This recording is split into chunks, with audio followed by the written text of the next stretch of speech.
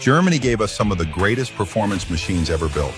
But while everyone talks about the 911s and the BMW 2002s, there were a few cars from the 60s that slipped under the radar. They weren't flashy and they didn't scream performance, but if you lined up next to one at a red light, they might just teach you a lesson. This list isn't about the legends you already know. These are the unknowns, the sleepers, the ones that didn't look the part but still packed a punch. Welcome to 8 unknown German sleeper cars of the 1960s. Number 8. Auto Union 1000 SP Coupe. At first glance, the Auto Union 1000 SP Coupe looked more like a European take on the Ford Thunderbird than something designed for serious driving. Its swooping tail fins, long hood, and two-door Grand Touring body gave it the presence of an American cruiser, complete with styling cues that were rare on German roads at the time. It had flair, elegance, and a silhouette that turned heads without saying a word. People expected it to be soft, slow, and maybe even a little bit showy. But that assumption vanished the moment the engine came to life. Hiding under that grand exterior was something completely different. Instead of a lazy V8 or refined six-cylinder, the 1000 SP was powered by a 981cc two-stroke three-cylinder engine. That setup produced just over 50 horsepower, but numbers don't tell the full story here.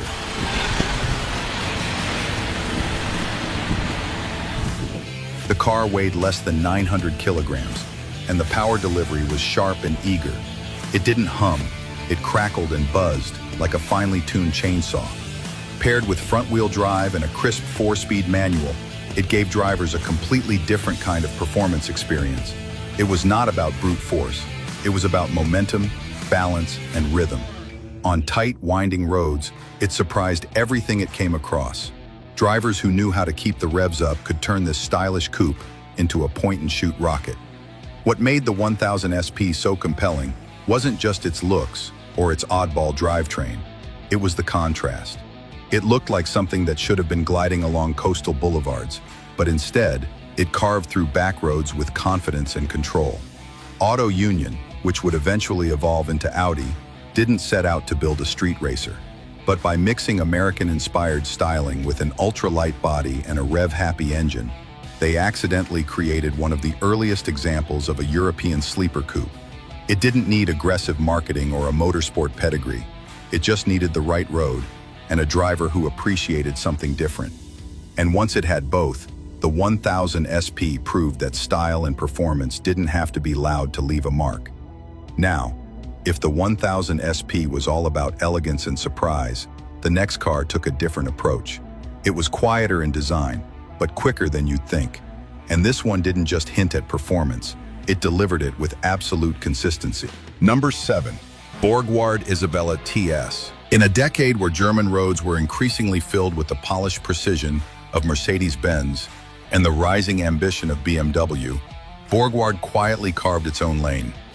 And at the center of that effort sat the Isabella TS. At first glance, it was easy to overlook. The design was soft, restrained, and perfectly proper. No hood scoops, no flared arches, no sense of urgency.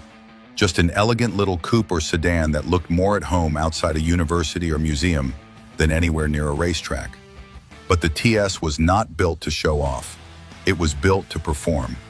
Under the hood sat a 1.5-liter inline-4 engine, tuned for 75 horsepower. On paper, that figure seems mild, but paper never tells the whole story.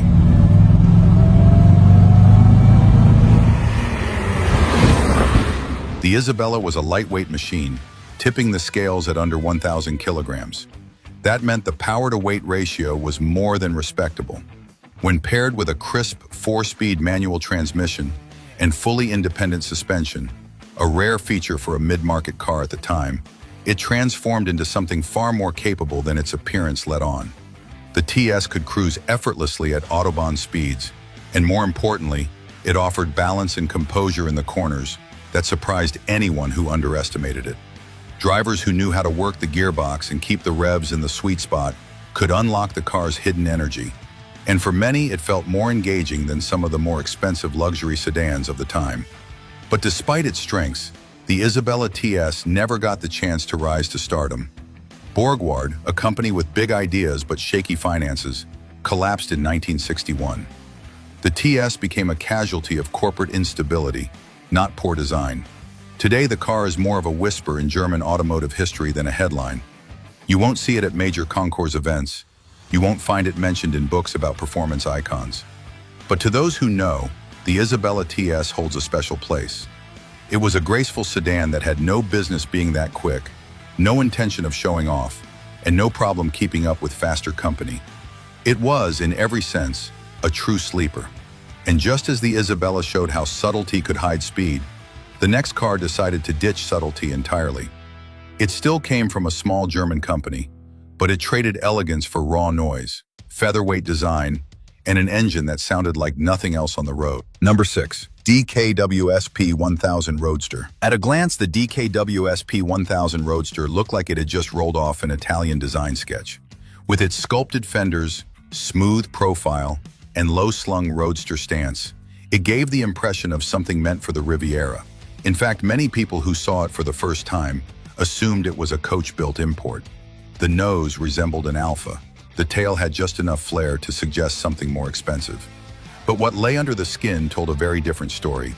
This was no exotic V6 or high-strung inline-4. The SP1000 was powered by a 981cc, two-stroke, three-cylinder engine that made just under 60 horsepower. And yet, that number told you almost nothing about how it drove.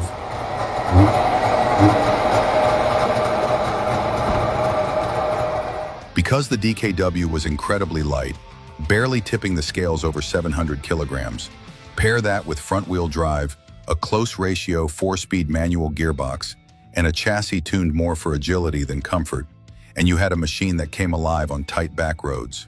It revved high, it buzzed, it popped and crackled like it was angry to be standing still. While it would never outrun a big Mercedes on a straightaway, it could absolutely dance around it once the road got interesting.